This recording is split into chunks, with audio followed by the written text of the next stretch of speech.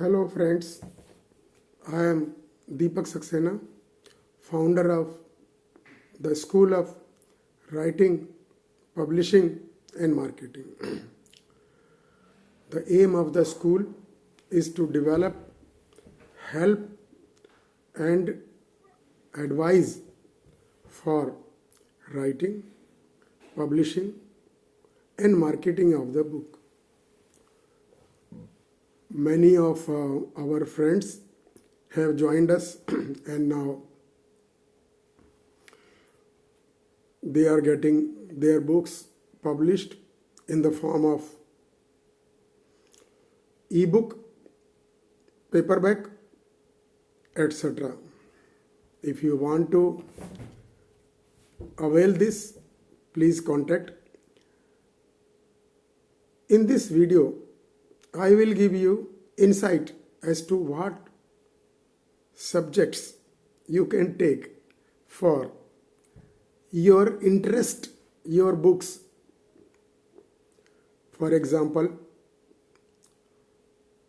वर्णाश्रम. वर्णाश्रम क्या होता है? हमारे सनातन संस्कृति में अपना जीवन अमूमन 100 वर्ष का माना गया है और इसमें 4 आश्रम मुख्य हैं. पहला है ब्रह्मचर्य, दूसरा है गृहस्थ, तीसरा है वानप्रस्थ और चौथा है संन्यास. ये चारों वर्णाश्रम जो हैं, इन सब में एक चीज सबसे महत्वपूर्ण है. हर कदम पर आपको संयम रखना है. संयम वाणी में, मन वचन कर्म. ऐसा नहीं कि आपकी कुछ भी उम्र है और आप कुछ भी करते जाएं और अपने को आनंद लगना चाहिए, ऐसा नहीं है. ईश्वर के प्रति आसक्ति, ईश्वर के प्रति प्रेम और सांसारिक वस्तुओं के प्रति प्रेम से छुटकारा पाना, यही भारतीय संस्कृति ने दिया है. ब्रह्मचर्य का जो समय है 25 वर्ष तक माना गया है. 25 वर्ष तक आप अपने ऊपर संयम रखें और अपने जीवन को सफल बनाएं.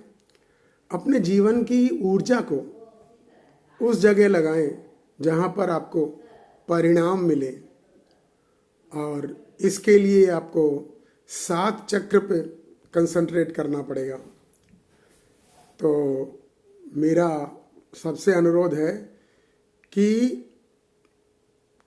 किसी भी प्रवृत्ति के या दुष्प्रवृत्ति के भोग में ना चले जाएं, क्योंकि भोग से आदमी का जीवन गिरता है और जीवन के उत्थान के लिए, ज्ञान अर्जन के लिए, समाज के लिए ज्ञान अर्जन बहुत जरूरी है.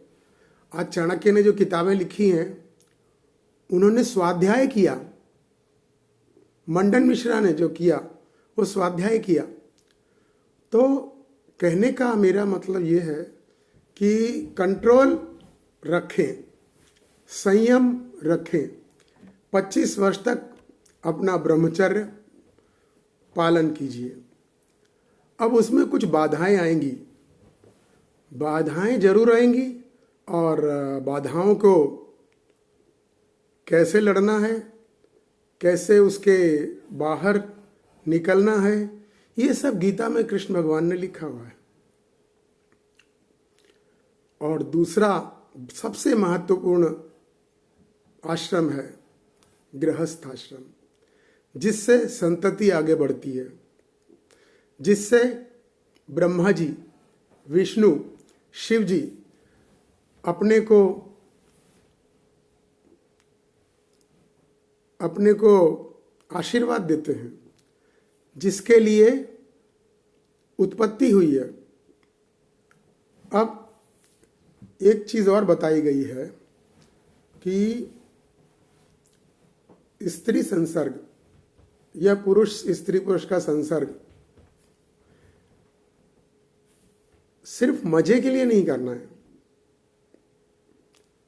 और अगर मजे के लिए करेंगे तो फिर उसमें कोई सीमा नहीं रहेगी, कोई लिमिट नहीं रहेगी।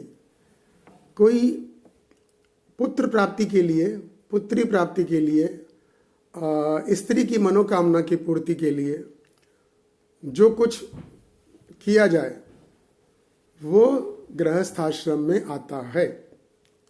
और गृहस्थाश्रम का एक मूल मंत्र है जो रामचंद्र जी ने लिखा था, एक पत्नी व्रति।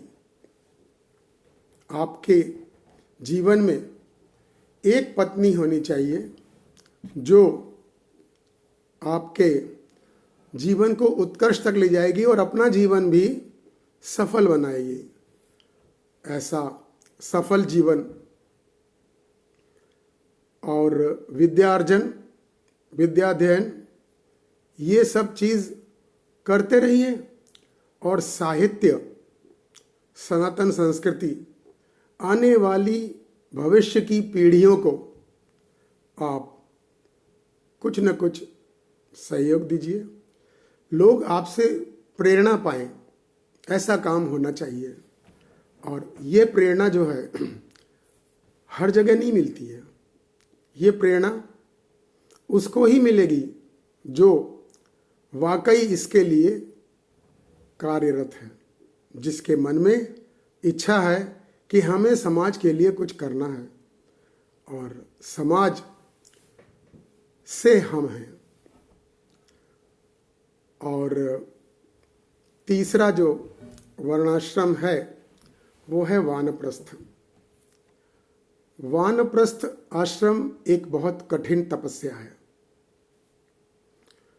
आप अपनी धर्मपत्नी के साथ रहते हैं, लेकिन गृहस्थ आश्रम की तरीके से नहीं रहते हैं। अपने ज्ञानार्जन के लिए आगे बढ़ते हैं, पत्नी को प्रेरित करते हैं, बच्चों को भी प्रेरित करते हैं, और साहित्य में जो अपनी रुचि है उसको आगे बढ़ाते हैं। आगे बढ़ाते बढ़ाते उस पर फिर आप एक ऐसा वातावरण क्रिएट करते हैं, ऐसा वातावरण बनाते हैं जो दूसरों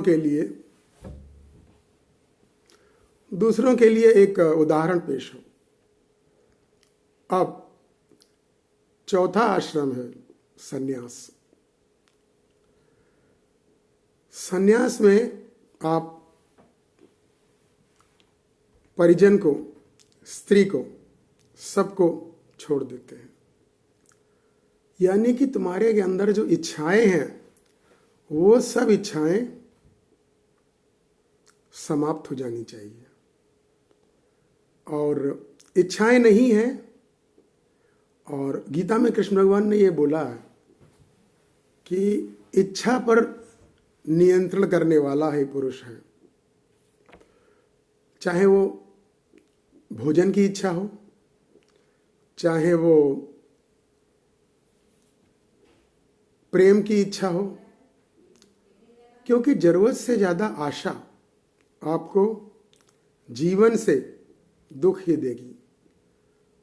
कर्म तो करना ही है, कर्मण्येवाधिकारस्ते मां फलेषु कदाचन। कर्म करना ही पड़ेगा, और कर्म के परिणाम के लिए कर्म करना छोड़ दें, या जो नेगेटिव नकारात्मक भावनाएं आए वो सब छोड़ दीजिए। इस तरह से जो लोग आपके जीवन में सहयोग करते हैं उनका अभिनंदन कीजिए। अब ये चार आश्रम के अलावा कुछ लोग जो होते हैं, जो शुरू से अपना संन्यास आश्रम ले लेते हैं। ऐसे लोग बहुत कम होते हैं और कम ही होना चाहिए, क्योंकि समाज की परिधि, समाज की उन्नति उन्हीं लोगों से होती है जो गृहस्थ आश्रम, ब्रह्मचर्य आश्रम, वानप्रस्थ, ये चारों आश्रम में क्रमशः शुरू के 25, फिर 25, 26 से 50, 51 से 75, 76 से 100। अब ये इतना फिक्स तो नहीं कह सकते हैं, लेकिन आसपास, इसके आसपास रहना चाहिए और प्रवृत्ति पर ध्यान देना चाहिए। जैसे योगी आदित्यनाथ हैं, उन्होंने बहुत पहले संन्यास ग्रहण कर लिया और किसी भी चीज़ का लालच, किसी भी चीज़ की कामना वो छोड़ चुके हैं। तो ऐसे लोग भी समाज के निर्माण में, समाज के आगे बढ़ने में बहुत ही बड़ा योगदान देते हैं, क्योंकि उन्हें अपने लिए कुछ नहीं करना है। वो जो भी काम करेंगे वो सब काम बहुजन हिताय, सर्वजन हिताय, समाज के हित में करेंगे। और इसलिए आपको ये चाहिए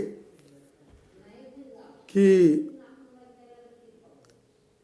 उनसे कुछ न कुछ अच्छी बातें सीखकर लोगों को प्रेरित करें और ये प्रेरणा दूसरों तक भी आगे बढ़ाएं। ऐसा नहीं है कि बस अपनी उम्र कुछ भी हो अपन शादी करना चाहते हैं। अरे, एक पत्नी व्रती का मतलब ये है कि एक पत्नी से आपकी शादी हो गई, अब उसके बाद निभाना और उसका जो परिणाम जो कुछ भी है वो सब ठीक है, लेकिन एक से बच्चे नहीं हो रहे हैं तो हमें दूसरी शादी करनी है, ये सब क्या है? ईश्वर ने जो आपको दिया है, ईश्वर ने जो आपको समझाया है, वो आपको कंट्रोल करके, अपने ऊपर संयम करके स्वीकार करना चाहिए, क्योंकि ईश्वर की मर्जी कभी गलत नहीं हो सकती। और इस तरह आप अपने कर्तव्य का पालन करें। तो आज के वीडियो में इतना ही। मेरा फ़ोन नंबर है 8128693378। रिपीट करता हूँ, 8128693378।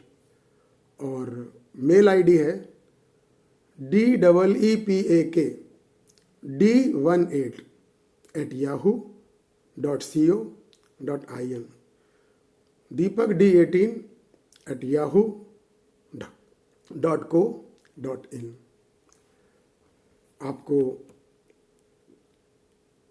अगर ये वीडियो अच्छा लगा, कुछ प्रेरणा मिली, तो आप चैनल को शेयर कीजिए, कमेंट कीजिए, अपने मित्रों को इसके बारे में बताएं। और यही हमारा हौसला अफजाही का तरीका है। आप भी सनातन संस्कृति का सहयोग दीजिए और आगे बढ़िए। इस प्रकार आपका बहुत बहुत धन्यवाद।